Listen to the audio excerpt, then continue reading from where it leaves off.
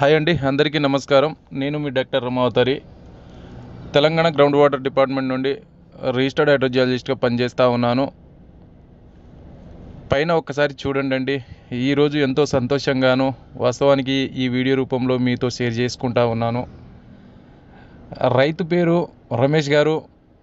ఇతను పెద్దపెండ్యాల దగ్గర ఉంటారండి, హన్మకొండ జిల్లా. రీసెంట్ 4 days బ్యాక్ నేను అతని పొలానికి వెళ్ళి సర్వే చేయటం జరిగింది. 3 ఎకరాలు ఉన్న పొలంలో దాదాపు 4 నుంచి 5 గంటల పాటు టైం వెచ్చించి ఎలక్ట్రికల్ రెసిస్టివిటీ మీటర్తోని సర్వే చేయటం జరిగింది.